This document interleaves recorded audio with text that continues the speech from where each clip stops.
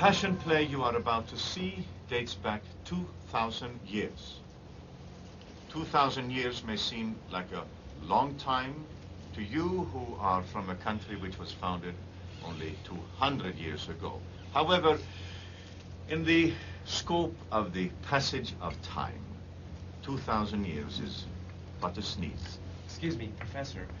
How can a passion play predate Christianity when, by definition, it's a reenactment of the Passion of Christ? That, Mr. Blakely, is a good question and point. The passion play is anomalous. Its central character is a female, specifically a virgin female. Perhaps this is why every year thousands of pilgrims arrive from everywhere, and of course scholars like yourselves. So, before I forget, here there is one for each of you, little things which will distinguish us. It is a nice little souvenir, yes? They're beautiful. Looks just like Beverly's. It is the sign of the pagan virgin. There's only one virgin I know of.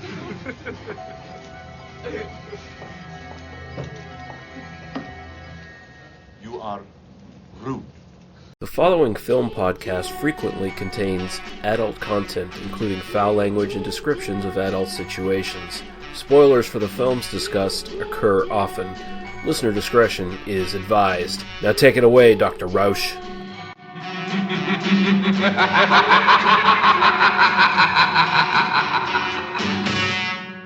They must be destroyed on sight.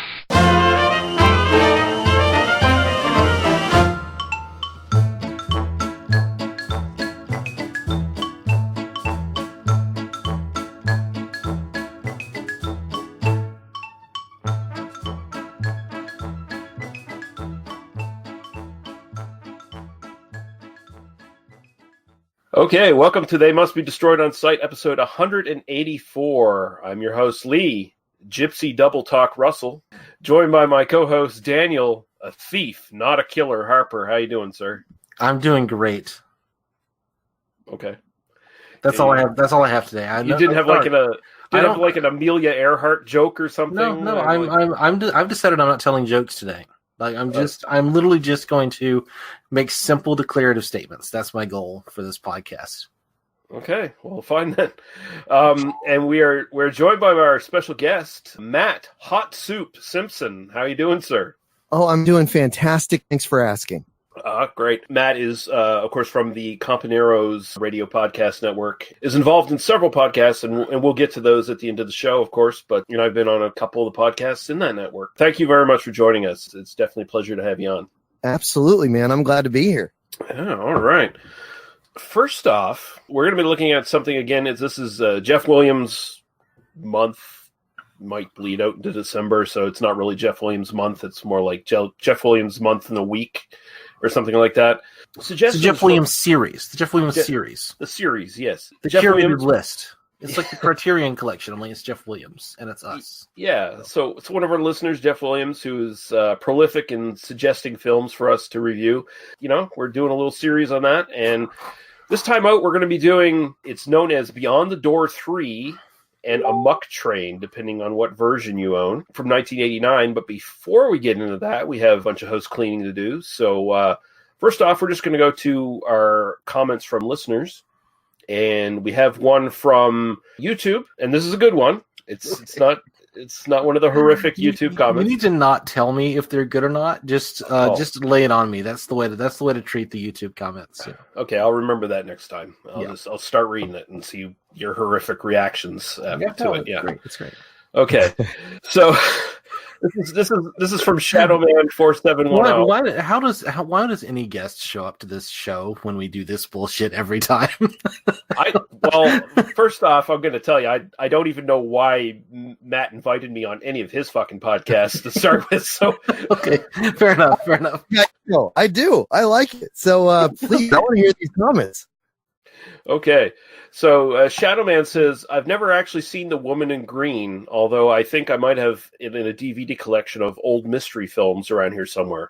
I'll have to look. I did have a similar reaction to Without a Clue when it came out on VHS in the late 80s. I watched it, chuckled a couple of times, never watched it again, and largely forgot about it until you guys announced you were going to review it. From what I'm hearing, it's just as well I never went back to it. Yeah, probably. Your memories of it from the late 80s are probably perfectly fine on that one. Yes, I would agree. He goes further on to say, my go-to film in this genre is Gene Wilder's 1975 farce, The Adventures of Sherlock Holmes' Smarter Brother, which follows the exploits of Sherlock and Mycroft's younger brother, Sigerson. Yes, it's incredibly silly and even a little dumb in spots, but it's supposed to be. The cast is at least impressive, as Without a Clue, with Gene Wilder, Marty Feldman, Madeline Kahn, Dom DeLuise, and Leo McKern. And they have a blast in this. McKern is especially effective as Moriarty, managing to keep him dangerous and evil while adding a few comic touches. It's not a great film by any means, but I've always gotten a few laughs out of it. Next time we do some Sherlock Holmes films, that's probably one that will come up. I think we discussed maybe doing that, but yeah. Yeah, no, we talked about it. We just didn't get around. We did almost all of the Sherlock Holmes adaptations that exist. We've only missed like 2, I think, and that was one of them. So. No, I can think of another one that you missed. The American Adventures of Sherlock Holmes. You guys know that one? No, that sounds like a masterpiece, though. Please lay it out that a phrase works in this context. Possibly. Yeah. No, it absolutely works in this context. It's just, it's a triple X Sherlock Holmes knockoff. And I don't know if it has anybody in it of note. I'd have to look. But yeah, I don't think that there's anybody I've ever heard of unless you know Warful Moriarty. No, that's not right. That's one of the characters. Yeah, I don't know any of these people in it. But Zebedee Colt is in it. Sure. So Michael Caine didn't show up for that one? Yeah, that's a shocker. I know. He was too busy filming Jaws of Revenge at that point. Yeah. I guess. But fucking my only question gay porn, by the way. So just so you know. That's what I was about to say. Like my only question was this gay porn? Because the Holmes Watson gay thing, I think it looks like he's swinging both ways in this one. All right. But he's definitely enjoying it with the men more. So yeah. He is, as you do. Nothing wrong with that. He's got a penis in his mouth in one, and then Watson's got his penis in his mouth. Okay, here we go. Get out, guys. I mean, I think eventually at some point this podcast will cover like some hardcore pornography of some sort. I mean, we've done some softcore stuff. So yeah, no, I was trying to convince BB and BC to do that back when that podcast existed, but they never took me up on that. So maybe we're going to blaze that trail. I mean, that podcast still technically exists. I don't care if Mike Murphy fucking renames it to the Exploitation Filmcast. It's still fucking BB and BC as far as I'm concerned. He just got tired of counting. That was the whole. That's the thing. It's like it's a little bit less math involved. Yeah. That's about it. Yeah. Moving on. Yeah. Jeff Williams doesn't have a recommendation of the week this time, strangely enough, but he does have a question. And he asks, which side character deserves their own movie? And this is from Amok Train, or Beyond the Door 3. Sava, Vesna, Bosco, or Marius. If you're not familiar, Sava is the gypsy thief who dresses like Amelia Earhart. Vesna is the witch character. Bosco is the train conductor, and Marius is the Deus Ex Machina, who in this film, who saves everybody basically by fucking the lead. Well, Darius is basically Mythos from Highlander, so I'm like, I'm going to go with that character. Yeah, I would. Wait, which one's the mute flute player? That's Marius. Marius, yeah. Yeah, Marius. Okay, he's kind of like the Jedi-looking dude. I'm going to go with him. I want to see a spin-off of him. Yeah, I kind of want Bosco, honestly. The train conductor who, his entire day is just ruined by these American kids jumping on his fucking train.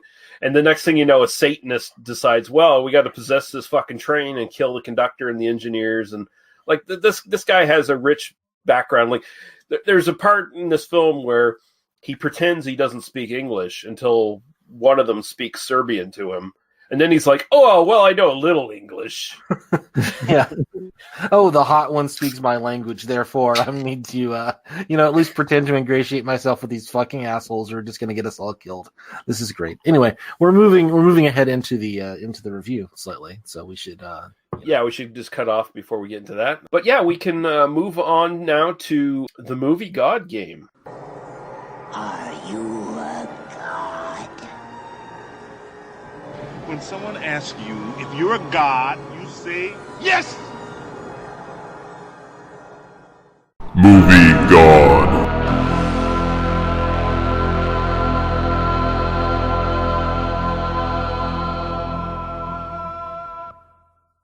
And because Matt, first time on the show, he gets to play the movie God game. And Matt, I'll explain the rules to you here. So basically what this is you are the movie God. And I'm going to give to you two persons. Now, it could be actors, directors, composers, scriptwriters, whatever, involved in the movies.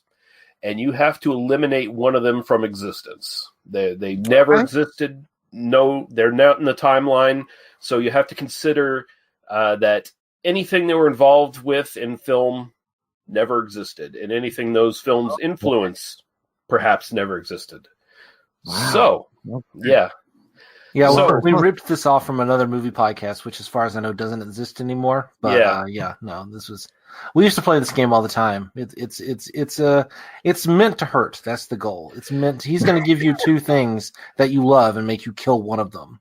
Okay. It's Sophie's Choice, but for movie nerds. So It might work. It might not. I have about like a 500 sort of score on this, where sometimes some people just like flat out mercenary, like, oh no, I'll kill this motherfucker, and then I'm like, okay, well, shit. They don't even think about it. They don't even doesn't rack their brains at all. But we'll see. We'll see what happens. You can't both, right? You can't kill both. You have to kill one. Okay. And, all right. Fair enough. And if you prefer, the option is maybe they existed but never had like a film career is also sort of a choice available to you. So you don't have to feel like you actually murdered someone. You know, like they went off and worked in a hardware store or something. No, I disagree. I totally disagree. Don't listen to what Daniel said. These people are murdered flat out. Like you've come down from the skies. You're the movie God, and you chop one of them in the fucking head as a baby before they get to do anything. I really want to kill them with a satanic train that isn't bound by trap. That could happen too. You're movie God. Any way you want to kill them, you can do it. You drive a train through a swamp and run them over. It's good stuff. In a canoe, please. Yeah. Okay, so Matt, you are the movie God, and you must eliminate one of these two prolific exploitation directors. Okay. You either have to eliminate Doris Wishman. Okay. Or Herschel Gordon Lewis. Huh. Oh, man. Well, if you take out Herschel Gordon Lewis, boy, you are going to be taking out gore and horror, basically. We're going to be getting some really tame shit from then on, I feel like, right? I mean, don't you think he's probably one of the most influential with that? Yeah. I mean, he was definitely one of the first ones that got attention for doing that sort of gore stuff in the 60s. Yeah, so, I mean, that was a game changer, though. It's like, oh, you can make a ton of money if you put gore in even a half-assed movie, you know? But then you get Doris Wishman, sort of feminist icon within directing circles. Yeah, the only thing about her is she never got the success she deserved. It was harder for a woman to make it in the biz. And so, she was able to make money and make a living with the movies. But I feel like she wasn't quite as influential, except for the fact that she's a pioneer woman that was a badass, that made her way in an all-man industry. So I feel like it would be less consequential for film history to kill off Doris Wishman, but I like Doris Wishman better. So fuck Herschel Gordon Lewis. Going down with that train, and we're gonna, in my movie God world, we are going to make her the queen, and she is going to have a much bigger budgeted career, and we'll see what happens with that. Nice. I like it. And I mean, there were other people doing gore other than Herschel Gordon Lewis, like even before him. But he's the one who really made it a cash cow. What's it called? Flesh. What is it? I'm totally blanking right now. Was it Blood Feast or? Yeah, Blood Feast. Thank you. Yeah, with Blood Feast, I mean, he made that for basically nothing, and then promoted the shit out of it with the gore angle, and turned a huge profit. At least that's from what I can remember. But you gotta than her. You gotta think. Herschel Gordon Lewis. There would have been someone else who would have took his place, as opposed to like Doris Wishman is kind of like, there were very few bad bitches back in the day that were going to get the opportunity that Doris Wishman got, at least. So yeah, she was basically the only one. And seriously, like, that kept on doing it. You know, most people didn't get that many opportunities, but she made it happen and was in business for herself. You know, I don't know. Yeah, I guess somebody else would come along, of course, but maybe. I still think that would have changed. Things would have been different if it wasn't for him. But I do not respect him nearly as much as I do her. So yeah, fair enough. Well done, sir. Well done. Yeah, thank you. Thank you very much. Sorry, real quick though. I'm just curious. Like, we don't have to go too deep. But what about you guys? If you were a movie god, just well, honestly, I'm not sure if Dan is actually familiar with. I don't know either. I don't know the filmographies well enough to make that judgment. Honestly, okay, fair enough. Which is just unfortunate. Which is just like, oh, I need to go and explore this. You know, that's ultimately my answer to that. Yeah, no, fair. Myself, anybody who made a film called Dildo Heaven in 2002, though, probably worth hanging around. That's kind of my opinion of that. I've heard of a podcast that might have covered that film. But yeah. Yeah, you might be talking to somebody that put it on YouTube. I don't know. Oh, well, you know, we certainly don't we certainly don't approve of copyright violations on this show. We certainly don't watch most of our content on, you know, pirated media or anything of that nature. We're very above the board on this podcast. Yeah. But no, actually, I'd side with you on this, Matt. Doris Wishman all the way is what I go for. I mean, I like Herschel Gordon Lewis, but it's like, another white guy would have done it eventually, right? So sure, that this works. Yeah.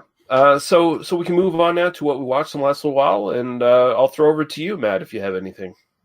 Yeah, you know, there's a couple things. I watched The Wildlife, which is sequel to Fast Times at Ridgemont High, and it's got Chris Penn. He's kind of trying to be Spicoli, like his brother. Yeah. But he's like a dumb wrestling jock. And it's got Leah Thompson in it. Rick Moranis works at the mall. He's at a New Wave fashion store. And he's like the assistant manager. And yeah, it's just like got a star-studded cast. And it's pretty dark. I couldn't believe how much I liked it. And I've been thinking about it for over a week after I saw it. It's some good stuff.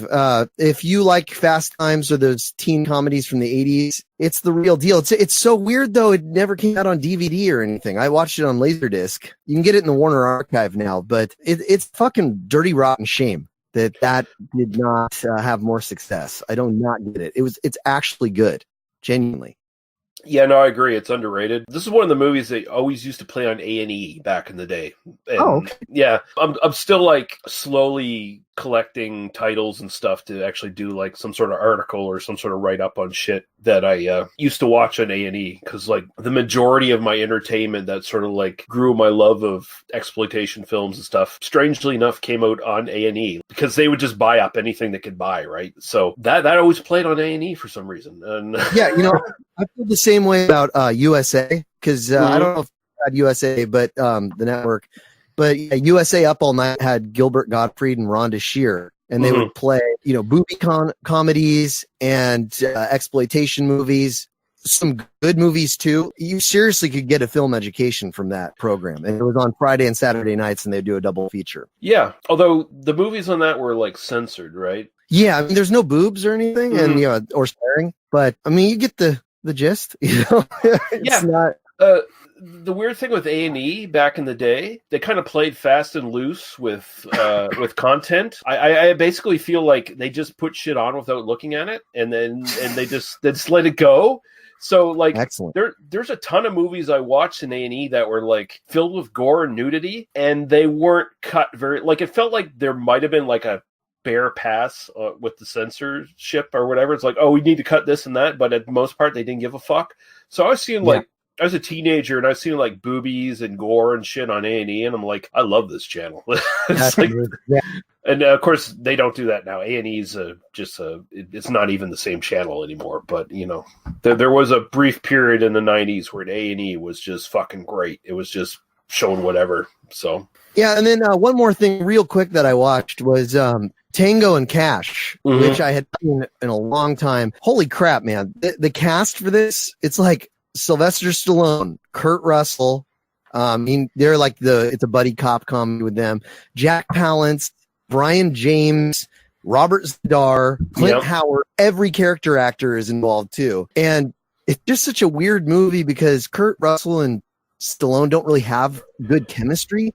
Like Stallone's trying to play a smart guy, which does not work for him. But because they're like chemistry, it's not like friend chemistry at all. Their chemistry is kind of like lovers who have been together too long and annoy each other. And so it just seems like this really homoerotic buddy cop comedy with Stallone and Kurt Russell. I mean, it's so good. It was so good. I kind of grew up on that one, but I have also not seen that in easily 20 years.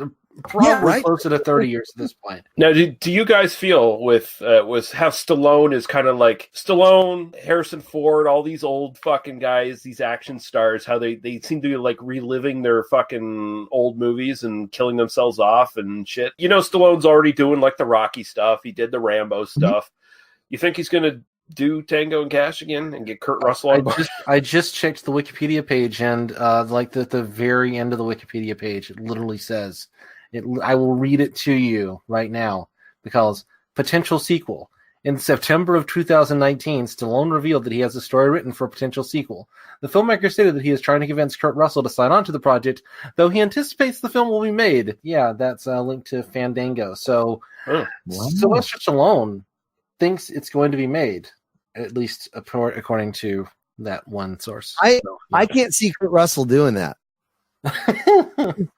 Well, I mean, you know, Stallone is down because he did Expendables. You know, he will do anything. He doesn't give a fuck. But they're going to get Jason Statham to take over the role. That's going to be the.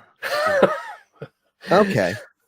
But I mean, you know, I think it kind of depends on whether Quentin Tarantino's got another role for Kurt Russell to do. Like, it's like, I'm going to take you away from this Tango and Cash bullshit and put you in my next film about, you know, whatever. I think Kurt Russell is not probably looking for work too hard. You know, he's sitting pretty, and he'll do stuff that's cool if it's going to pay, and he feels like it. That's my guess anyway. He's got his ranch, and he's got his wife, and he's got his life and shit. You know, or well, not wife, partner. Right? Yeah. Him and Goldie Hawn are still getting royalty checks. I guarantee that. So they have to be that overboard money is taking care of business. Oh, not even overboard. I mean, come on, Kurt Russell must have some fucking Disney royalties coming his way, especially if Disney Plus. Like, you know. Yeah, I actually did look at Disney Plus because, of course, my wife. We have to have Disney Plus. It was an essential thing. It's fine. I'm upset at them for not actually having the entire library of films that they claimed they were going to have. Maybe they'll. I don't know. It's disgusting. I'm sure they'll roll them out. But I did look, and they do have the computer that wore tennis shoes. There you go. And that was one of those. That was one of those moments of like, well, we're just going to have to do the computer that wore tennis shoes and the strongest man in the world at some point, as the early Disney era Kurt Russell duology of masterpieces there. Mm-hmm. Yeah, I was pretty pissed, man, because we got Disney Plus too, and I was seriously hoping I downloaded Ghost was going to be on there, because that's like an old Disney from the 2000s, and I wanted to see that so bad. That is one of my favorite titles. No, didn't have it. I was fucking pissed. But they don't even have all the Marvel movies. That was one of those like. That's the obvious easy one that they should instantly have. No, you know? they're teasing us with this shit. That's the thing. Like I signed up to it too. I got suckered. I signed up to it, and I'm like, okay, I'm on board. Let's see what they got. Oh, The Mandalorian. One episode. Yeah. Fuck you. What are you doing? It's that 7-day free trial thing. That's the problem, you know. That's the thing. We gotta string people along with this shit. But you know, as soon as I looked at their categories, one of them was from the vault. oh, you're going to do the same shit you did Yeah. with fucking DVD and VHS. You're just going to release it whenever you feel like it. Yep. Yeah, you bitches. Yep. No, that's that is exactly what's going to happen. Yeah. It's like you're not like Netflix. You didn't have like licenses. You own all your own shit. You could have it all up there day one, but no, you're going to fuck with us. I mean, I'm sure there are like streaming license issues where they're just going to like have to kind of keep gathering all their properties from the other services that they've, kind of leased out over. What do they not own at this point? Like, they own everything. It's just like they just got to let the legal like lease on things. Like, that's but probably it. But anyway, it was deeply frustrating to like get on there and be like, oh, so there are going to be like thousands of old movies that I'm just going to suddenly have access to. And it's like, it's a few hundred. I mean, it's not an inconsiderable list, but it was a kind of like, oh, that's the list, oh, great. It was sad. Yeah. I was gonna say, but still, there is so much shit on Disney Plus at the same time. There is, yeah. It's Especially if you like Marvel cartoons from like the 90s and 2000s. Yeah, there's a lot of that stuff on there. Is it maybe the licensing was really cheap for those? I can't imagine. I can't imagine. Those were really easy to get a hold of. Anyway, I did have two comments on the kind of Tango and Cash question, and that is one. I do wonder if they are going to do a sequel, will Terry Hatcher return, because it would be nice to see her return. Yeah. And two, this really only brings up more Stallone properties that might be continued, and I'm really hoping we get the dark and gritty reboot of Stop or My Mom Will Shoot. That's kind of what. Oh my God. Del Getty, though. I mean, how you can't replace her? There's no way. Well, no. Here's what they'll do. Because it'll be Stop or My Dad Will Shoot. That's exactly. Like his daughter will show Stallone's up. at that age now, so it's Stop or My Dad Will Shoot. Yeah. Okay, who would you cast as his daughter? Alyssa Milano. Oh no, you gotta go younger. You gotta do like Cop and a Half with this shit, but not quite to that degrry. Okay, yeah, we're deep cutting the 90s at this point. The good Olsen sibling. Not one of the Olsen twins. Olsen, yeah, no, I know who you're talking about. Yeah, no, that would be pretty good. Okay. I'm going to say Millie Bobby Brown. My immediate thought was Zendaya, who's the who plays Mary Jane in the live action Spider-Man films. Oh, okay. Okay. Fair enough.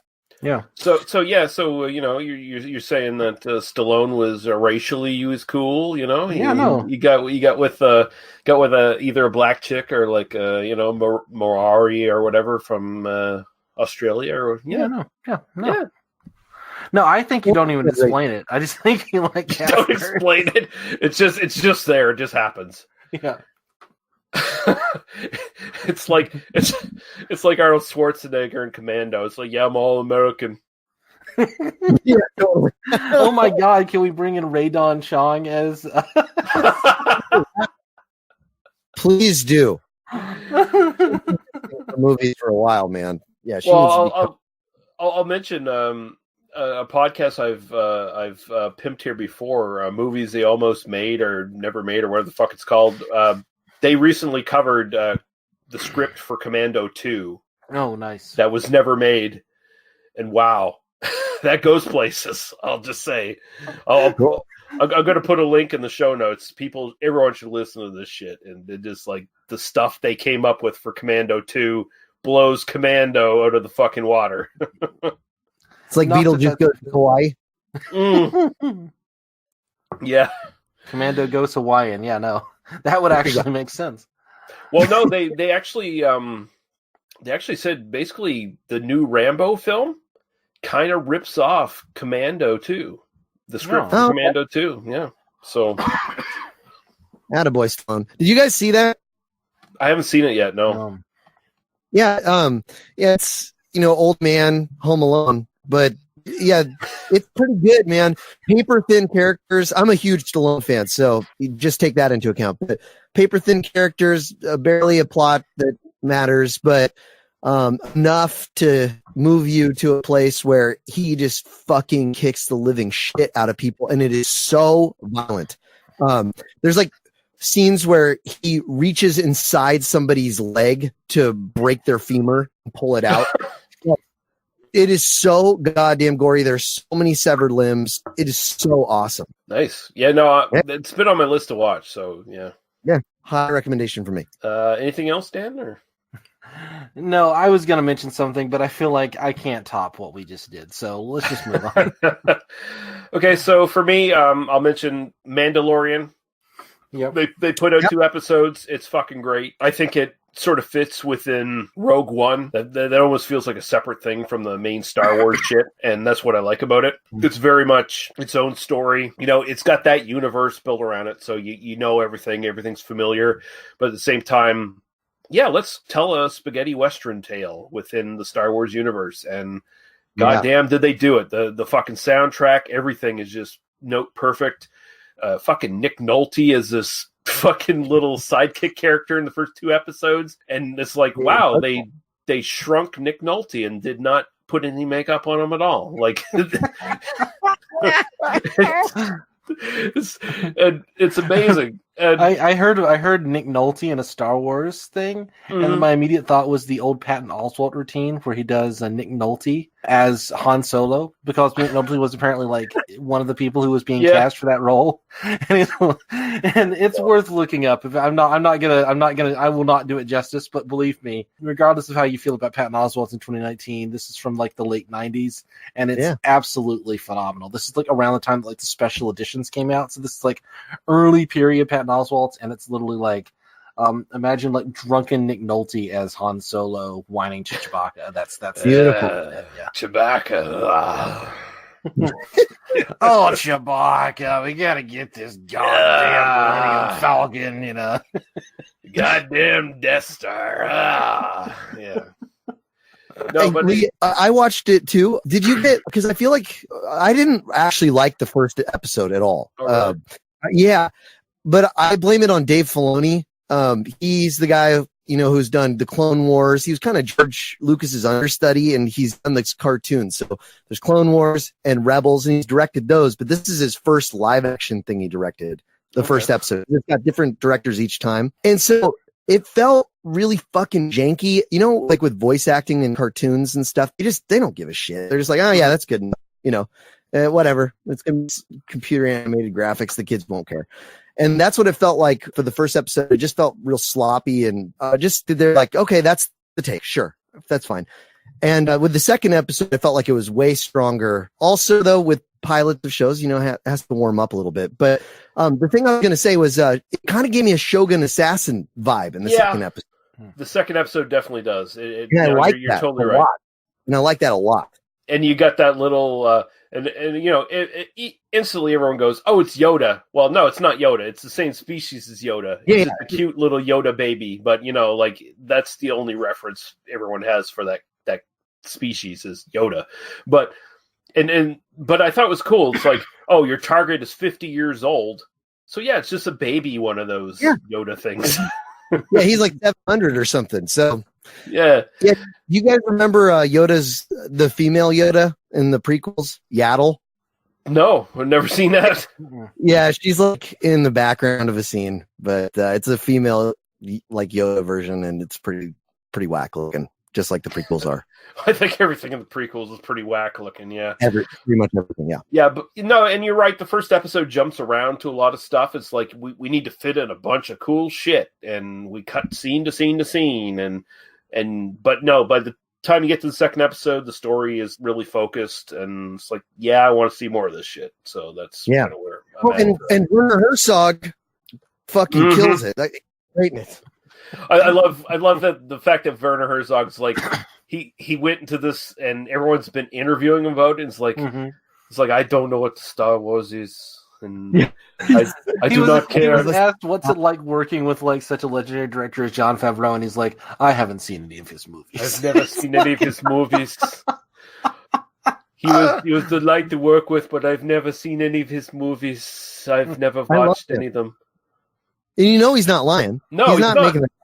No, he's one of the most honest fucking directors ever, where he's just like, I don't watch other people's shit. I don't care. The cosmos is crushing humanity, and everything we do does not matter, and I'm not going to watch Star Wars. That's kind of where he's at. Yeah. But I hope his check funds like the next great Werner Herzog film, right? That's exactly what I was going to say. That's why he did this. I'm sure he got a fatty paycheck from Disney for this. Well, and I'm sure he's the kind of guy who will, like, if he thinks it looks like a goofy, fun thing to do, he will totally just show up. Like, he's in a random episode of Parks and Recreation. Oh, really?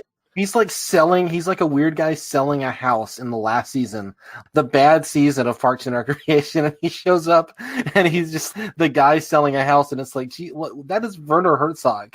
What is he doing in this show? And he's amazing in it, but you know. Well, yeah, and he's in the Tom Cruise adaptation of the Jack Reacher novels, the first film. He's the big villain in that one. And I mean, that film is way better than it deserves to be, and mostly because Werner Herzog's in it as this like Russian criminal who survived the gulags, and he's lost most of his fingers to frostbite, and he's just like crazy and mad. And didn't Christopher McQuarrie direct that though? I think he did. Yeah, he's the guy who wrote The Usual Suspects and like directed The Way of the Gun and some other stuff. So yeah. The only other thing I'll mention is I watched Rob Zombie's 3 from Hell. Not terrible, which I think is high praise for any sort of Rob Zombie film. It's not terrible. It's kind of just like a throwback to his Devil's Rejects, except Rob Zombie has learned new camera tricks. So the movie probably looks better than it deserves to be, considering it's like a crowd-funded film. I feel like that's always been his strong suit, though, is the visual stuff. Yeah. Writing that is just horrendous. Yeah, and I mean it's kind of worse than like the first half of the film is actually like a really good 1970s style like home invasion film, and then it turns into like a spaghetti western at the end or whatever. But it's just like your audio ideas, and somehow people are still fan funding your films, so more power to you, I guess. Yeah, but. And it wasn't terrible. It's definitely better than his last couple of films. So, well, did you guys like Lords of Salem? I actually thought it was all right. I thought it was okay. I mean, you know, he was reaching towards Italian kind of weird supernatural horror a little bit in that one. Satanic Panic stuff. Yeah. Yeah, I was into that one, honestly. I mean, it wasn't like anything that I would recommend, but I saw it in the theater at a matinee. Yeah, and I walked out going, hey, it wasn't too bad. That was a good way to spend an hour and a half. Yeah, I don't know. Like I said, he's good at visuals, but that's about it, man. And I don't know, using the stable. Like, I like especially that he gives Ken Foray work from Dawn of the Dead. And he uses like other people that nobody's using, kind of like Quentin Tarantino. He's just got this stable of cool actors that are kind of washed out and brings them back in. So give him credit for that. But he's not a great film. No, he's really not. I don't know, Daniel, have you ever seen a Rob Zombie film? I saw like House of a Thousand Corpses back in the day. And I think I saw parts of, what was the second one? Devil's Rejects? Yeah. Like, because at the time I had like pay cable through my like apartment complex. And so like they would just be on sometimes. So I know I saw like the first one and like parts of the second one. And it was just like, okay, yeah, it's, you know, it looks like a music video. That's kind of as far as I got on that. Isn't Ted Levine in that? Am I remembering the right movie? Never mind. It's fine. I don't think Ted Levine's in any of his films, but yeah. Didn't he work on the set for Pee-wee's Playhouse doing art direction stuff? I'm pretty sure he did. Yeah, I seem to recall reading a trivia thing where Rob Zombie was involved in that. Yeah, to some degree. Yeah, I love the number of brilliant people who went through that show. That's pretty amazing.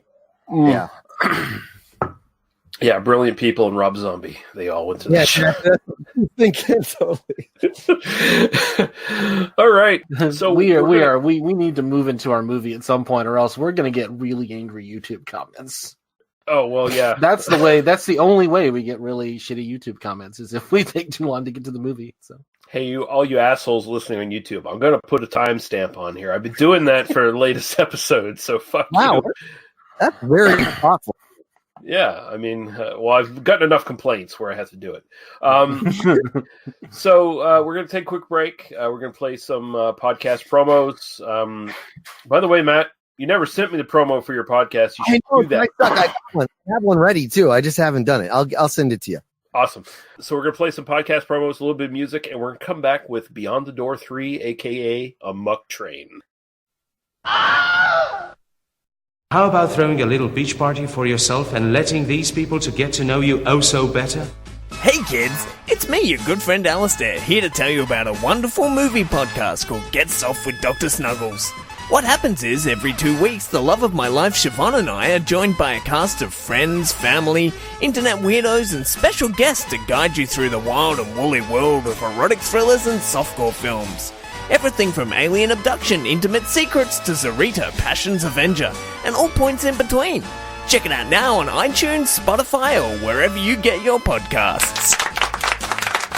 What's that horrid man talking about?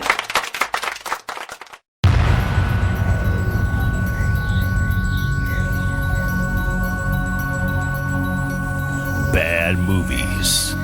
The world is full of them. From low-budget crap fests to downright unwatchable. And only 2 men are willing to watch them all. So climb in and take your seat. This is Short Bus Cinema.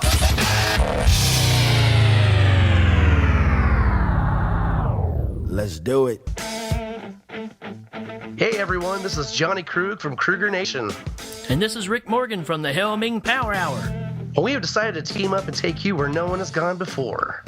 We're on a quest to find the world's worst movie, and we're doing it on the bus.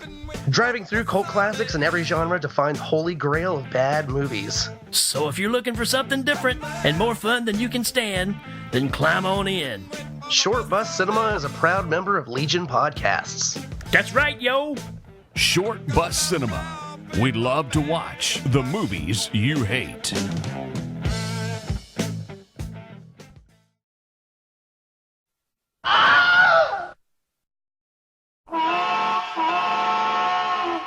All aboard!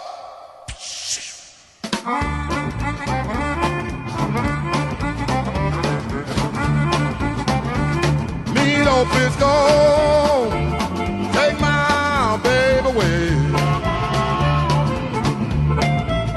Meat Fisco, take my baby away.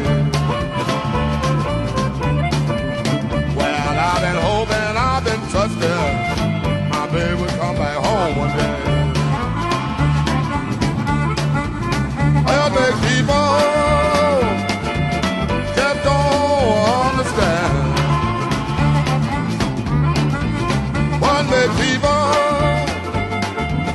just don't understand. Well, now they take my woman away, get her to another man.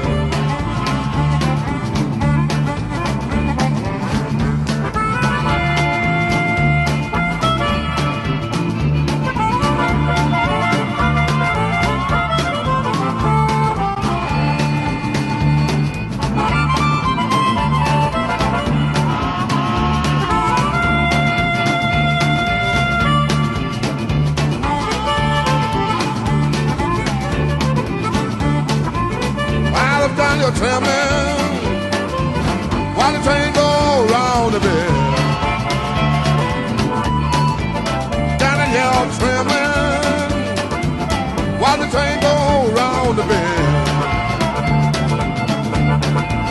Well, I started in the crime, people I don't have no friend. Welcome in, builder. Turn them down. Welcome in, builder. Round turn them down. Well,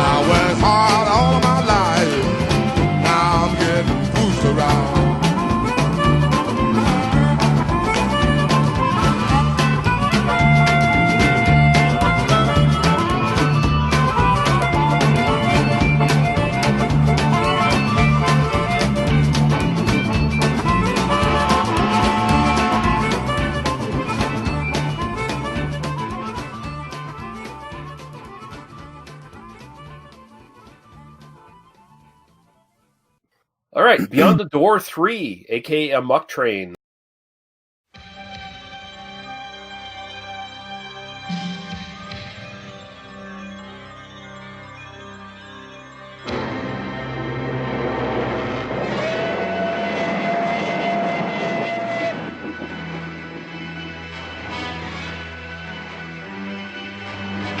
A group of Californian students studying Eastern European history are about to embark on a journey into another world.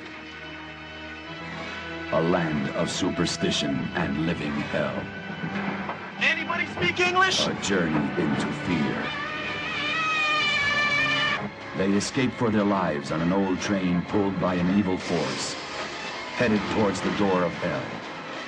And one by one are led into a string of macabre deaths.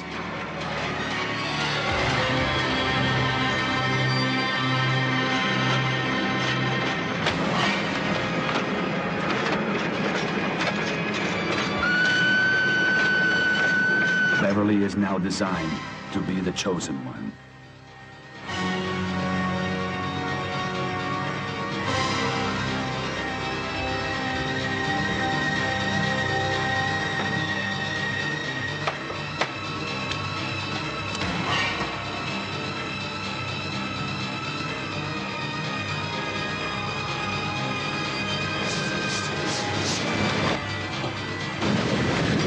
Her destination is the most frightening event of all.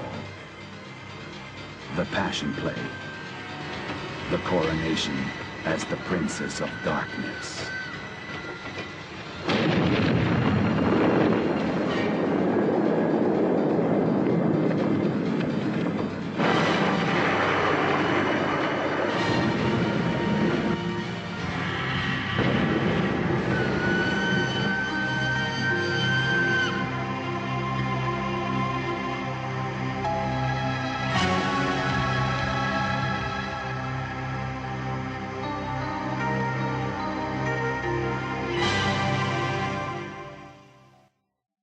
From 1989 and is directed by Jeff Quinty, probably best known for doing the slasher film Iced from 1988. Yeah. Although, Matt, you did send me some interesting stuff before we got into recording here. He did a spoof of Alien. Yeah. Yeah. Pretty cool. With a ship with a big nose on it, which was called like the Nostromo, something along those lines. That sounds like it could go a lot of different ways, and most of them sound really awful. But like, it's actually really well done. I went through it really quick, but it's actually really well done. It's like, hey, Mel Brooks, Spaceballs don't got much on this shit. Like, it's kind of that good. Yeah. It was a really good Alien parody, for real. I was surprised. And it's about 20 minutes long. But are you going to say anything else about Iced? Or can I say something real quick?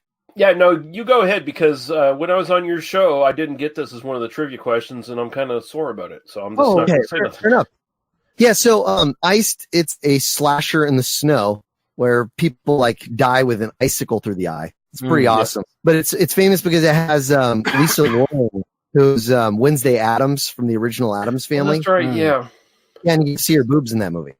Yeah. Oh, wow. Yeah. Put that on the list. Yeah, that's all I got for Iced. But you should check it out. Iced is pretty rad if you like snow slashers. Yeah, written by Sheila Goldberg, who has a lot of really cool, like, basically Italian horror credits. She wrote on Stage Fright. She wrote on Zombie 5, Killing Birds. At least some of the dialogue for that. She was on Ruggero Deodato's Body Count, which is awesome. It was one of my favorite movies from, like, either last year or the year before. I love that film. Okay.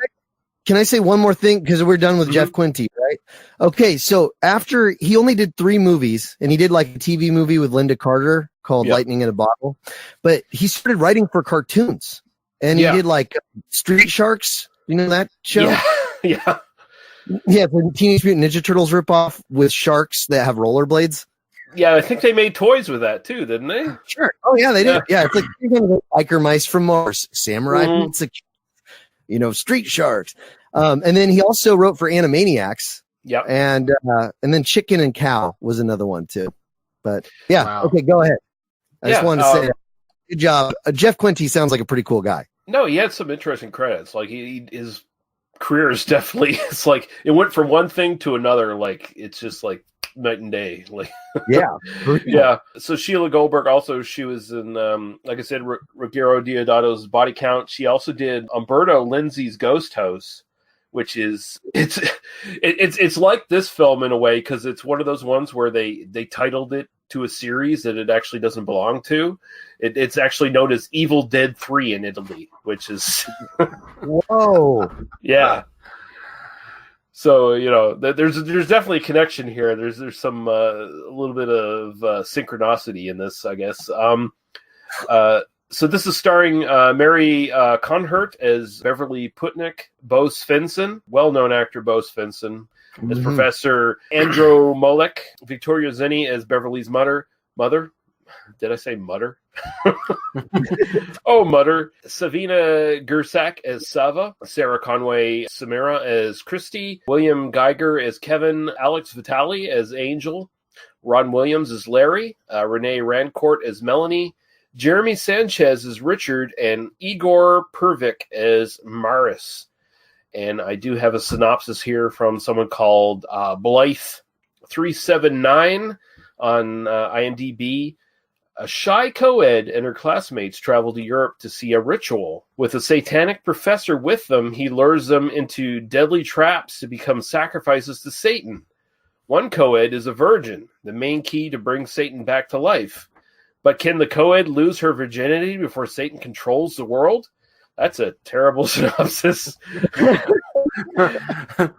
The film, entitled Amok Train, let's ignore the train. Let's just keep the train out of the synopsis. I feel like it goes without saying. Yeah, there's a train in it as well, but you know, we'll just leave that out. You know, it sounds like it could be a 1980s sex comedy where it's like, you know, it's got like horror trappings to it. Like it could be like Elvira, Mistress of the Dark, but it's about like the virgin getting laid. You know, it's like it could be one of those like Skinamax flicks from the 90s. Yeah. Yeah, it could. We'll go over to Matt first for sort of general thoughts on this one. One thing was the special effects in this, right? Pretty solid. I was looking through, it was Angelo Mattais, the guy that did the special effects for this. And he did the Lamberto Bava movie, Macabre. You guys seen Macabre? I have. Yeah, he did that. He did Demons. Yep. And also, he was the makeup artist for Jim Cotta. Have you guys seen Jim? I've seen Jim Cotta. Yeah.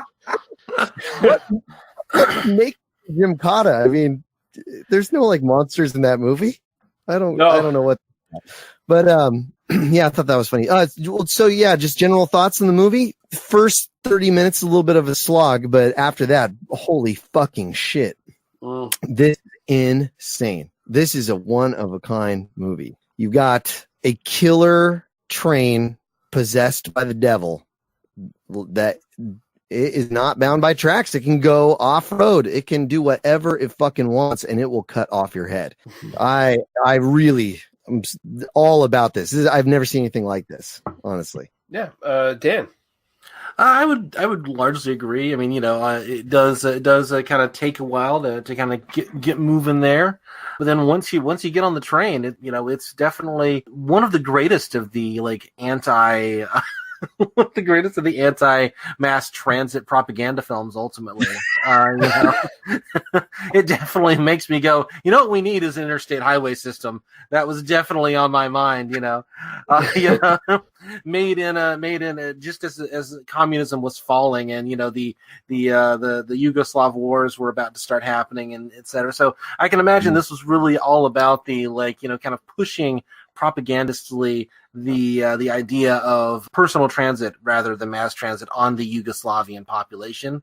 That's my vision for why this film got made.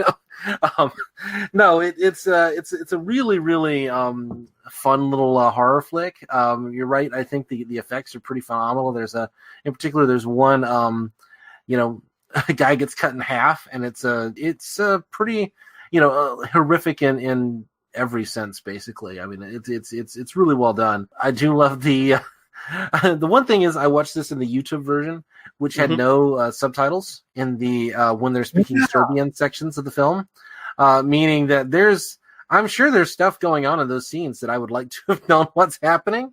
But other than that, I watched the version with the subtitles. I just had access to it, so I'd watched it, and it's you're not missing that much. It's like there's a train. It's a runaway train.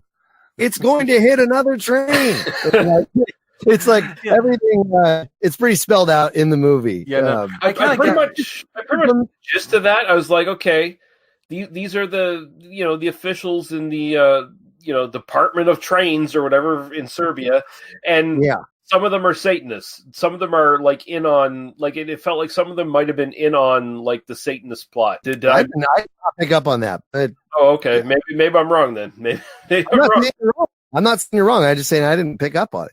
The Wikipedia summary agrees with you, but I have no idea. So okay, yeah, because no, some of them looked like a little bit. They looked a little bit shifty looking Eastern European types. They did. You know what I mean? There's a lot of those in this, but they looked just a little bit not quite as American as I would like to see in my protagonist. If you know what I mean. Yeah, they weren't smiling very much, and I feel like Eastern Europeans smile a lot. I feel certainly like in 1989. Yeah, no, that's the one thing I know about. Definitely a stereotype that Hostel tried to like really destroy. It's like much more smiling Eastern Europeans murdering Americans. My thoughts on this.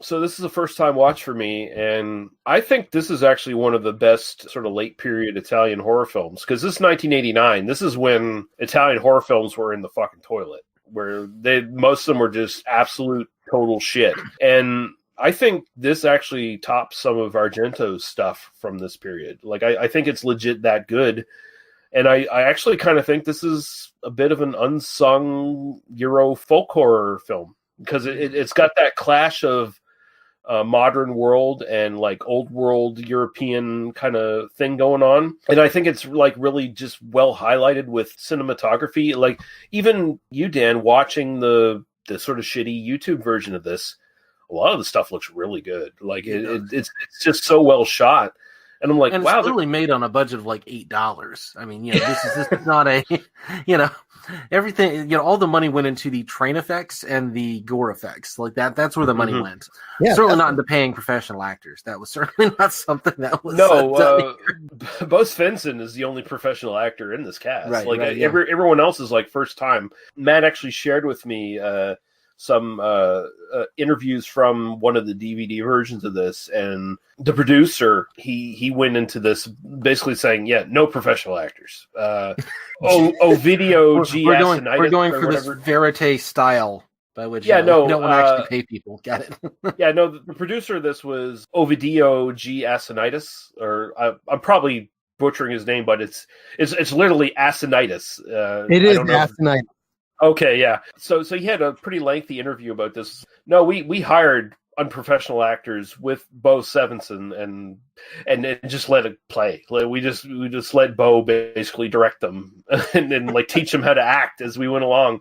And Asinitis, he's actually known for doing this kind of film. Like he's more prolific as a producer. He did direct a couple films. He directed Tentacles, which is kind of an all-time Italian crap classic. He also had like directing credits, uncredited though, on Piranha 2: The Spawning, which was James Cameron's first film. Yeah, he produced The Visitor, which we have already discussed on the podcast. He produced a bunch of shit. Like he's mostly known for producing rip-offs of big Hollywood films. Like he's one of the prolific Italian guys who did the Italian rip-off film, is what he's known for. When he got into canon films late in his career, it looks like, because he did like the American Ninja 4 and 5 and he's like, all these actors were just first time. We got Bo because he was a friend of mine, and is like we just let him basically wrangle these American actors or whatever who were just shit, and and this was it. And I mean, honestly, the film doesn't give the actors a lot to do, so you don't really see how bad they are. Like it's just this kind of have to. This kind of have to react to stuff. For the most part, this film's action. Like it doesn't waste a lot of time with dialogue or anything. It's like it's just beat, beat, beat from one scene to another. First 15 to 20 minutes of this is it just moves so quick. Like it gives you its premise. It gets all the kids to the Eastern European village, and immediately they're like trying to kill them. Like, and then they jump on the train. Does not build a sense of foreboding, and then suddenly, like, we got to run away. Like our friend just burned alive in this cabin, and then there's a train. We'll be safe. We'll get on the train, and then the train is possessed. That's the yeah. Svenson possesses the train and kills the engineers and the conductor, and like that's when you really start to get into the fucking gore of this film, where it's just like, oh shit. And then the girl's in the cab, and then her ghost mom shows up and has like a dog as like between her legs. It looked like a little bit like a cock. I was kind of in dog or dragon, something like that. Yeah, something like that. I was like, yeah, whatever the fuck just happened in that moment. I was, it definitely kind of woke me the fuck up. But I like that part. Yeah, she's got like a clay face and a dragon, or like a dog dildo or something like that going on down there. It's pretty rad. Her mom like is all white and looks like fucking like Tilda Swinton or something like that. Oh fuck, fucking her mom takes her to the airport and sends her on her way for this thing. Like again, this film's so quick. It's like you have the opening, you go to the classroom. Oh, kids, you're all lucky. You're going to go on this trip to Yugoslavia or whatever and learn about this ancient passion play ritual or whatever. And it'll be great studying thing for you. And they immediately go to that. And our main character, Beverly, who is, apparently like conflicted between, being Yugoslavian and American, and she's an outsider in her class and all this stuff. She goes on the plane. And then we see her mother on the car. Apparently a cowboy is driving the car because he's got like a neckerchief thing going on. And I don't know what that was about. Like that's never explained. No, but they told him you're picking up an American, and he's like, "Oh, John Wayne." That's the John Wayne. Right? I'll tell you, Pilgrim. But no. We'll fix your wagon. And they do, because like Final Destination 2, you fucking hack. There's this fucking truck with these steel girders on the back, and then it stops, it brakes instantly, and one of them like flies off the truck into the mom and knocks her fucking head off. Yeah, there's a lot of decapitated heads in this movie. I think there's about 3 or 4. Yeah. And then they also use the burning effect a couple times too. 2 people die from fire. Yeah, I think there's about 4 decapitated heads, I think. It's definitely affected. It's like we're gonna go back to the well on this one. Like it worked before really well. We're gonna do it again. It's better than like a slit throat effect where it's just blood. So lame when they do that and then blood comes out their mouth. When movies are just that death over and over again, it's so like John Russo's Midnight or whatever. It's so annoying. I'm totally down for a severed head. That's an actual effect. And I like that this film, it's definitely reaching for, like, I feel like it's definitely reaching for something a bit deeper, but it knows what it is at the same time. So it's like within the first 5 minutes, you get a shower scene with our main character naked, and you get her birthmark or whatever, which looks like it predicts shitty black metal tattoos to come kind of thing, like on her stomach, And it's like, okay, I get it. It's good. It looked like Star Wars Rebels symbol to me. I had flashbacks to the robot devil from Futurama. Oh. Yeah. Also, I like that Beverly. She takes a taxi, and it's a yellow taxi. Has no decals, no taxi sign on it at all. It almost feels like they were afraid they're going to get sued by the Yellow Cab Co. or whatever the fuck it is. Because it's like, why is this a taxi? It's just a yellow car. Like it's like she got picked up by a yellow car. Okay. Back to the boobs real quick. So it was 3 minutes and 30 seconds, pretty much exactly, when you get your first set of boobs. And I was like, oh, okay. All right, I see where this is going. That's the last set of boobs you see. Yeah. In this movie, an hour and a half. I was just a little bit misled by that. Don't just put that in the very beginning and then never give us any more. That's not that cool.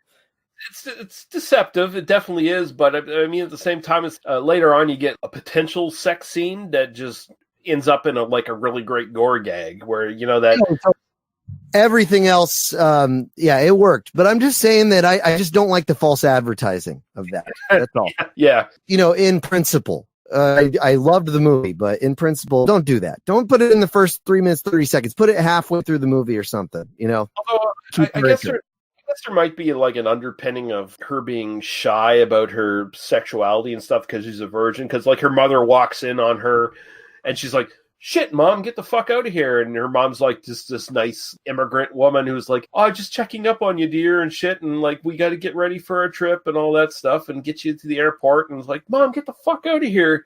And yeah, you're right. There's no other way they could have portrayed that besides having her boobs be full in frame without her face at the very beginning. That's the only way. That's the only way. That's how filmmaking works. Yeah. That goes back to Eisenstein, my friend. Like this is straight up. But I mean, the whole movie is about her virginity. Like it's all centered on the fact that she has to be a virgin for the devil. Yes, it is. And then, like at the end, you get your Deus Ex Machina or whatever the fuck he is, who's like just a weird character is introduced, and he's just on the train playing a flute, and he's mute, and every once in a while, him and Beverly exchange glances or whatever. But other than that, it's like the guy's like a Jedi who's playing Atari music on a flute. Yeah, apparently he's supposed to be like a ghost of a monk or something. So basically, she fucks a ghost to lose her virginity in the end, so Satan can't violate her. They just ripped it off from Ghostbusters. That was the deleted scene from Ghostbusters. What was going on there? Dan Aykroyd needs his royalties right now. Dude, I just found out that's actually like a fetish. Did you know that? Yeah, I do know that. Yeah. Yeah. Spectrophilia. It's a real thing, guys. It's a real thing. Now I'm imagining Dan Aykroyd as the conductor. Yeah. Man, yeah, it would be hot to sex with the Dan Aykroyd. You're right. Totally agree. Yeah. So, what do you guys think of Bo Svenson in this as like Professor Me Too? Like, because there's like at the beginning he's like hugging Beverly way too close. He's just met her and I understand you. He's not creepy. He's just Eastern European. That's just the way it goes. That's what they do. Excuse me, like. Excuse me, is that your boobie? Sorry, that was incredibly racist. I touch your boob. No, come closer. Yeah. I love that we're doing Italian accents intentionally, instead of even attempting the Eastern European. But I don't know that Slavic dirt tongue. Like what? I don't know what the fuck that shit is. But no, I mean, he reminded me of Penn Jillette. I mean, not him, the Me Too guy at all. No, he's a stand-up dude. But I'm just saying, his whole vibe. He like had the whole magician like get up. He had the goatee. He just had that whole thing going on. He had the goatee and the Dracula cape, and he had like fucking Bill Gates's fucking haircut, and like he had it going on. A tuxedo type, or just like a nice suit that could probably hide things that he's been palming in his pockets, No, I mean, Svenson's the best actor in this, and he makes choices like he plays it straight. You got to give it to him. Like he does the same thing that like Christopher Lee, Peter Cushing, all those guys do, where even if the material is kind of silly on its face, he plays it straight and brings like some reality to it. Yeah, straight on through. I buy him. Bo Svenson, Satanist. Like I get it, like yeah, I believe him. I believe he's that in real life. That's all. I don't think he was acting. I think they just brought him on as like, yeah, just be you, Bo. It's like, all right, great. Bo Svenson, Satanist, brought back for Quentin Tarantino's Inglourious Bastards. Indeed. Yeah.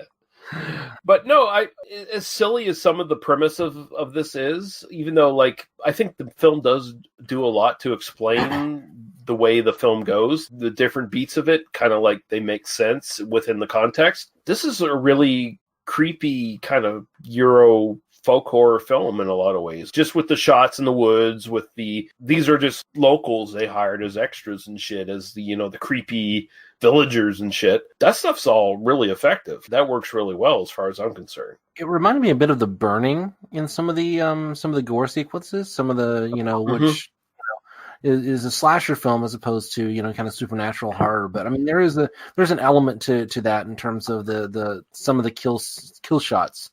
Just kind of reminded me of that, and partly because there was the guy who burns to death in a cabin, which obviously, but but it does have that level of intensity, and I think you're right. I think there is something kind of going on here where they're trying to play off this sort of Eastern European folk mythology sort of thing, and ultimately, I mean, the film itself, I think, doesn't. I think it's reaching for it. I don't think it quite finds it, and I think that's partly just because it's such sort of this kind of low budget, sort of high speed schlocky kind of version of this, but it's definitely reaching for that in some of the shots and some of the kind of atmosphere, some of the mood. But I didn't really get any it kind of did feel like a little bit of a reach for me to make me kind of take this material seriously slightly, but I'm glad it's there. I'm glad they attempted it. I'm glad that they point in that direction, because otherwise it could just come across as just complete schlock, which it doesn't. So it's got an interesting tone, I think. Does anyone else have any sort of I have no other comment on this film. I enjoyed it. It was a nice watch. I may go back and rewatch it at some point, but that was the thing. I was like, I'm glad we've got a guest because I have nothing really to say about this. Except this is pretty good. It's pretty effective. You should check it out. It's on YouTube.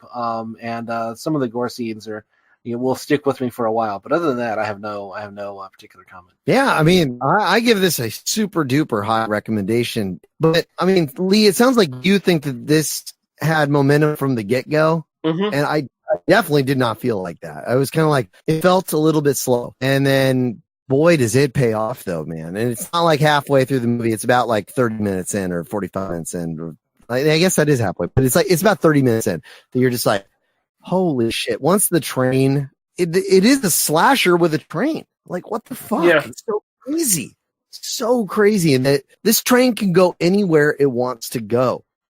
What the fuck? This is I don't know, a boat that can go on land and fucking kill people. It doesn't follow any rules. It doesn't care. It's kind of like precursor to Final Destination, because the train is basically just it just sets up deaths for people. If this was Final Destination Part 6 on a train, this is what would happen to everybody on that train, right? The train's constantly killing motherfuckers in different ways. But would it leave the tracks? Is what I'm saying. Well, I mean, that's the funny thing. You get these two characters who don't make it on the train. Well, one of them doesn't, and the other one's like, well, I'm jumping off for my girlfriend. And then he breaks his leg, and he's got the splint. He seems like he's all right until he gets the splint, and then all of a sudden you see his leg's really fucked up. Compound fracture. His bone is sticking out of his leg once he pulls up his pant leg. Yeah, it's like, how did you walk that far, motherfucker? Yeah, what the hell? You're not screaming in pain. There's this side plot of them trying to make it through the Serbian woods or whatever, and then they get to the swamp and they get in this boat, and then all of a sudden, here's the train, motherfuckers. Snap, you're dead. Decapitated head flying in the fucking air. And it's like, okay.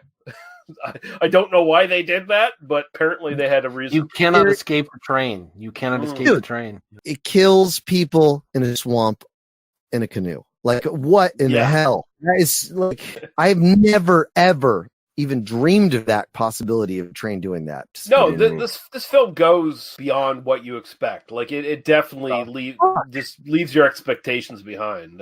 Yet it doesn't come across as comedy, because I think as we're describing it, I think I think our audience could definitely be, it just kind of plays it for laughs, but it's not. It doesn't do that at all. Not at all. Somehow it works in context that the train, the satanic train, leaves the tracks and then goes through a swamp just to kill these two people and then returns to the tracks. It's cutting to people in the train and they're tumbling around and so terrified. What the hell is going on? The train is just shaking. They have no idea what's going on. And so you're kind of feeling for them, I guess. You just the thing is, there's not like other than Beverly and like Sava, who is the sort of the gypsy thief who's dressing like Amelia Earhart. There's no really like pronounced characters outside of them as far as protagonist goes. Bo Svenson, of course, is the antagonist in this, and there's a witch character as well that's kind of cool. But yeah, no, it doesn't play anything for laughs. It's definitely super serious in the way it goes with everything. And man, I like it a lot. I don't feel like it's even necessarily slow at the beginning. Like I feel like it jumps right into the premise and then gets you right into the thick of things really quick. For me personally, I felt it just sort of worked that way. And you just sort of go with the logic of it. It's there's stuff here that's kind of just Italian narrative silliness that maybe doesn't translate super well to Western audiences, but I think for the most part, this is fucking great. When you say that, you mean like dream logic shit, stuff that doesn't make any sense. Yeah, and also like with every sort of Italian horror film, they're making these in this, in this period within like the 20-year period that they were super big. They're making them for the intent that it's going to be an American audience that's going to buy a lot of this shit, right? And the Italians don't necessarily know what North American audiences are like. They think they know. They often dub and like produce movies with that intent, thinking they know what they're like, and then it just comes off weird and awkward, but at the same time it's really charming. And I think this movie kind of sidesteps a lot of that. Like I think it works fairly well as a delivery system for like kills and creepiness and shit like that. Like I think this movie does a really good job, and this is just a pleasant surprise for me because 1989, I can see why this film is not more well known, because like this is a period where even like people who are diehard Italian horror fans, they've given up on the genre to a certain extent at this point. Well, I mean, what about the church and the cemetery and stuff like that? That's good Italian stuff. Yeah, but people look at that and they go, "Oh, that's lesser Argento, and this is the waning of the genre." And I'm like, I disagree, but fair enough. Yeah, no, church and opera, they're great, but they're not necessarily like up there with Tenebrae and Deep Red and anything else you can kind of think of like from like 70s to mid 80s. Sure. Okay. I mean, but seriously, I do like Cemetery Man. I like church. But yeah, I hear you. I see what you're saying. Yeah, that's kind of the Silver Age, and there's the Golden Age. I just kind of feel like this one kind of like got forgotten. And I think it's kind of a shame that it got forgotten, because this is like really fucking good. Like I think this is up there with opera and the church and stuff like I said, I think this is kind of better than late period Argento in certain ways, because it's more inventive. There's more interesting things going on. It's got a little bit of that 80s slasher stuff in it, but at the same time, it's reaching for something else. Like Daniel said, it probably doesn't necessarily get there 100%, but at least it's trying. Like this film is honestly trying for something, and it's not just shitty schlock that someone put together. So I think it works. I think it works really well, and this is going to be on my top films at the end of the year. Yeah. Yeah, it definitely, just of how unique it is. I mean, that's all I want to see when I watch a movie personally. It's something that I go, what the fuck? I have never seen anything like that. That's so different. Because, I mean, I've seen so many movies at this point. It's when you surprise me, fucking thank you, God. And this is so cool like that. And yeah. And I guess when I'm saying it's slow is there's nothing exceptional about the beginning. It's run of the mill. You've seen that kind of shit before. It's like, oh, we're going to this place in Serbia with these creepy cult people, and yeah, this thing that we're saying it is, but it's actually this, and but then when they get on a train, then everything's different. Like then it's not following the rules at all. So and then you get into a witch doing a virginity test, basically a witch sticks her hand up Beverly's vagina to test and see if she's a virgin or not. It's like, yeah, this film goes places. Yeah, not anymore. No, like, did she not just break her hymen there? It might be done already. Your cult might be done from the first virginity test, but no, apparently it takes a monk ghost playing a flute Jedi shit to actually get the thing done. But, you know... It turns out that guy was the actual Mandalorian. That's what we've...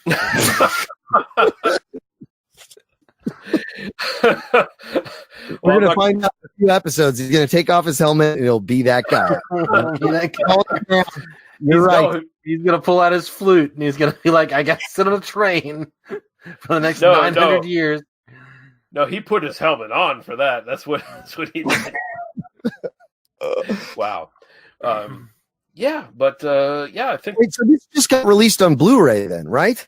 It did, yeah. I was just about getting to that. DVD info for this. So, Shriek Show and Media Blasters had a DVD from 2008. Before that, there was like a myriad of releases that were like cut. There was a lot of censored versions of this beforehand. Like there's a laser disc and stuff like that. I think are kind of like they took all the gore out of this shit. So, you know, DVD from Shriek Show and Media Blasters. Apparently, it's the full version, but Vinegar Syndrome has a DVD Blu-ray combo that just came out in October 29th of this year. Oh. And apparently, like, super restored 4K print, I guess. And apparently it's the shit. So I can't believe they didn't give us a copy or 3 copies so we could, like, hype it for them, you know. They're real... Vinegar Syndrome's really fucking dropping the ball. They've Yeah. They rely on us for their marketing. I don't know, you know, fuck those guys. Yeah. They're fucking pieces of shit. I'm really sour on these guys. Well, do you guys know if Shriek Show is still around? I don't know, because that was like a really... They're kind of like Code Red, where they're kind of a almost indie distributor of shit, right? Like they're kind of... Well, Code Red is literally Bill. It's one dude. Shriek Show is like an offset of Media Blaster. I think there was more than one person running the entire operation. I've not seen a release from them in a long while, so I don't know. Dude, they put out so much good shit back in the day. It's they're just before dawn is fucking amazing, that release. Yes, exactly. They have so many good releases. But yeah, I was actually looking that up because I saw that they put this out back in the day, and I was just wondering if that company is still around. Just because of they do like 3-packs. And it would just be like all these movies that were so hard to find. And, you know, it would be like $12.99 for 3 movies that you have not been able to get unless you spent, $75 on a VHS. I don't know what's happening with the Shriek Show, but let me know if you're listening, please. Last time I checked. I'm sure they are. Last time I checked, which, you know, a while ago, their website was, our website will be back soon. Which is that's a good time. That's a bad sign. Yeah, that sounds like the death knell for shit, right?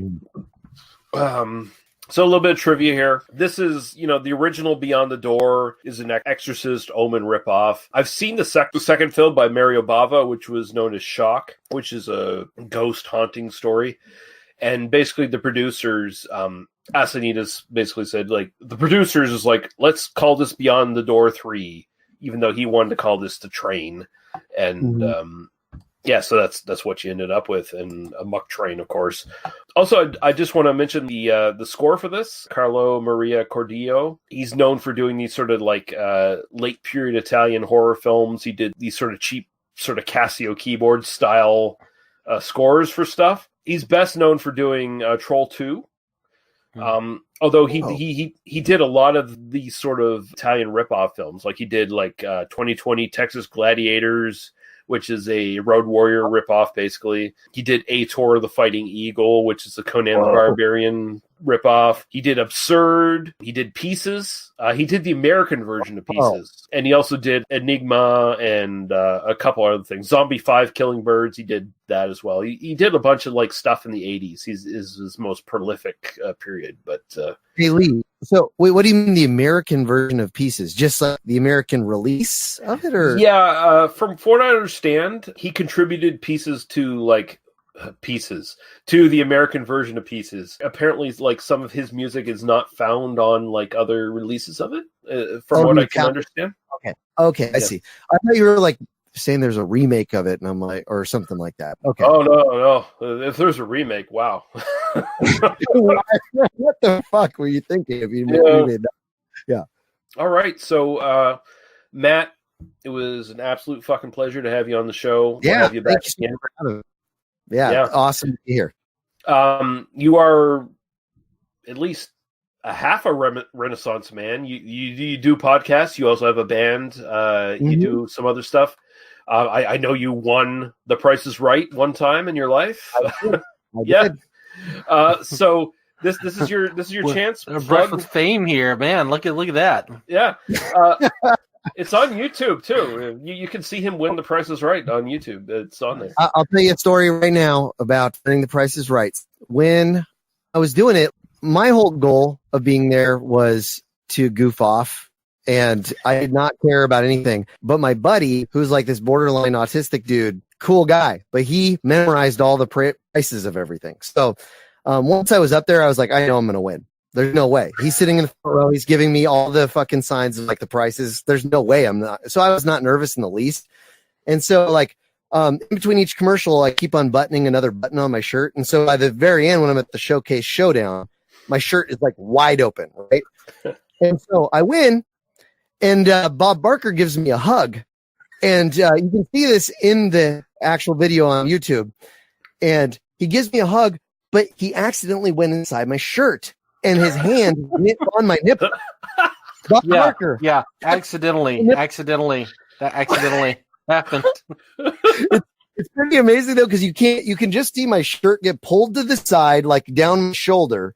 And then the first time that I look uncomfortable, well, I mean, I've looked uncomfortable a couple times, but where I look very uncomfortable, and then I start buttoning up my shirt immediately, like it's smiling, because I just had my nipple groped by Barker. Yeah, well, you were not the only one, my friend. But yeah,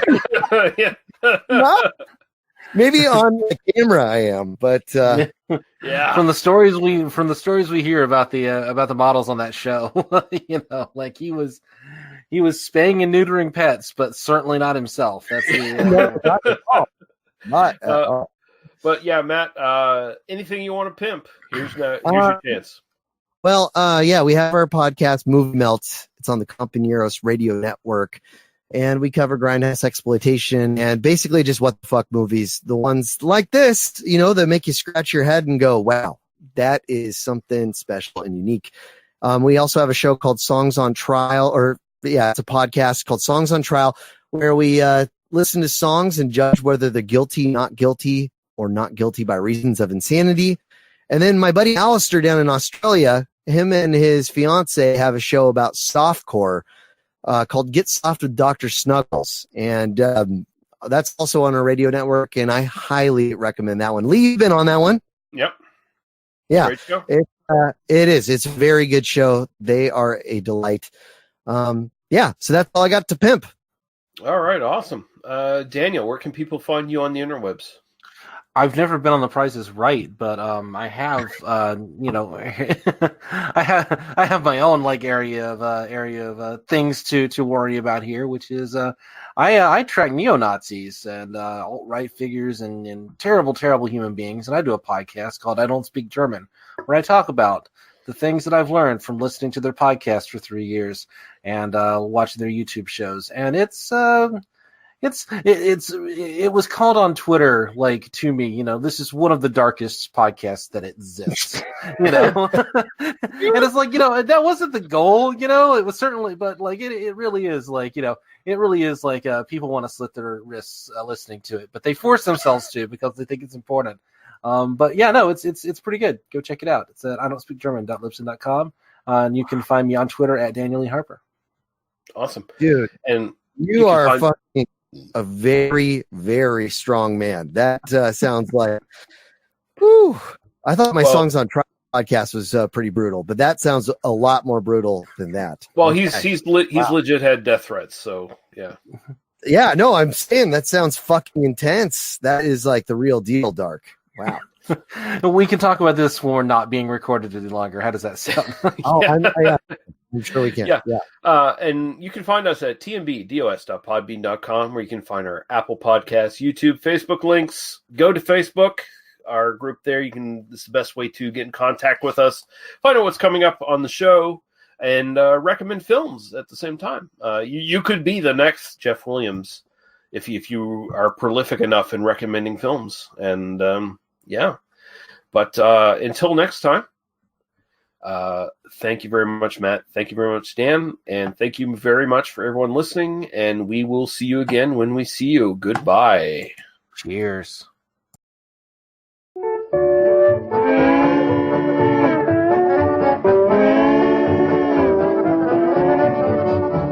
The devil's train is long and black. It rides the rails of fear. It's heading for destruction now with a drunken engineer. Oh Lord, please stop that devil's train before it is too late. And teach them how to bow their heads before they seal their fate. Oh, listen to that whistle scream like echoes from the gloom. The throttle's wide, she's spouting steam. She's on her way to doom.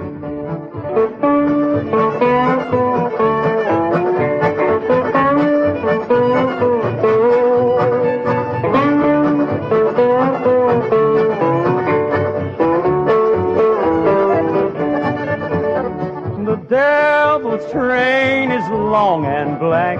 It's beautiful to see. It offers you temptation, but it gives you misery. Oh Lord, please stop that devil's train before it is too late. And teach them how to bow their heads before they seal their fate.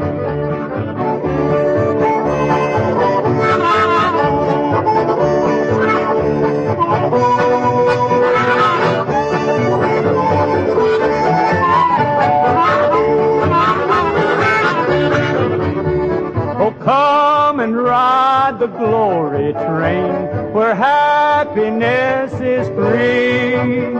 It's on its way to heaven now to spend eternity.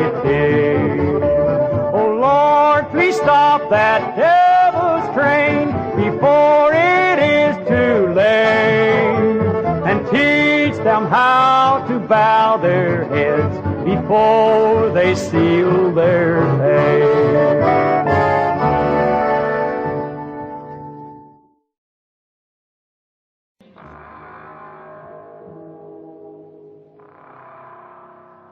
You have been listening to They Must Be Destroyed on Sight. For other episodes, our links to Apple Podcasts, YouTube, and our Facebook group, as well as links to podcasts and websites of similar interest, please visit us at tmbdos.podbean.com. Thank you. Drive through.